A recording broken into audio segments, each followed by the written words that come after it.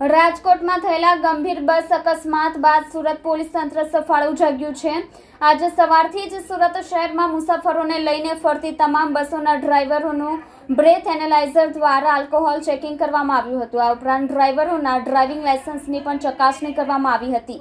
રાજકોટમાં થયેલા ગંભીર બસ અકસ્માત બાદ રાજ્યના વિવિધ શહેરોમાં પોલીસ દ્વારા રાહદારી સુરક્ષાને પ્રાથમિકતા આપવામાં આવી રહી છે। સુરતમાં પણ પોલીસ તંત્ર એક્શન મોડમાં છે અને ખાસ કરીને જાહેર વાહન ચાલકો સામે પગલાં લેવાઈ રહ્યા છે। સુરત શહેરના વીઆર મોલ પાસે ટ્રાફિક પોલીસની ટીમે ખાસ ચેકિંગ ડ્રાઈવ હાથ ધરી હતી, જેમાં બસ ડ્રાઈવરોનું બ્રેથ એનાલાઇઝર દ્વારા આલ્કોહોલ ચેકિંગ કરવામાં આવ્યું હતું। આ ઉપરાંત ડ્રાઈવરોના ડ્રાઇવિંગ લાયસન્સની પણ ચકાસણી કરવામાં આવી હતી।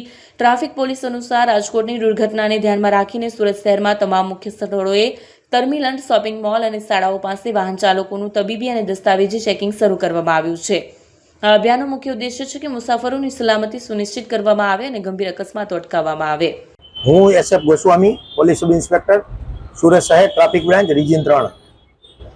હાલમાં ગુજરાતની અંદર જે અકસ્માતોના બનાવ બની રહેલ છે, જેમાં ડ્રિંક એન્ડ ડ્રાઈવ અને ઓવર સ્પીડિંગના કારણે જે લોકો મૃત્યુને પામી રહ્યા છે, એને આ અકસ્માતોથી બચાવવા માટે આજરોજ અમારા સુરત શહેરના પોલીસ કમિશનર શ્રી અનુપમસિંહ ગેહલોત સાહેબ, અમારા જેસીપી શ્રી રાઘવેન્દ્ર વત્સ સાહેબ, અમારા ડીસીપી અમિતા વાનાણી સાહેબ અને અમારા એસીપી શ્રી ટંડેલ સાહેબની જે સૂચનાઓ છે એ અનુસંધાને અમોએ આજરોજ વીઆર મોલ ખાતે આવેલા બીઆરટીએસના બસ સ્ટેન્ડની અંદર આકસ્મિક બ્રેથ એનાલાઇઝર વડે ચેકિંગ હાથ ધરેલ હતું અને આ ચેકિંગમાં તમામ ડ્રાઈવરોને એવી સૂચના આપવામાં આવેલ હતી કે ભાઈ જ્યારે શહેરના જે ટ્રાફિક છે એમાંથી બીઆરટીએસના રૂટમાં મર્જ થતી વખતે અને એક્ઝિટ થતી વખતે જે અકસ્માતોના બનાવ બનતા હોય છે એના અનુસંધાને સેફ ડ્રાઈવ કરવા માટે અને તેમજ તેમના ડ્રાઇવિંગ લાયસન્સ ચેક કરવામાં આવેલ અને બ્રેથ એનાલાઇઝર વડે એમનું ડ્રિંક કરેલ છે કે કેમ તે અંગેની અમે કાર્યવાહી કરેલ છે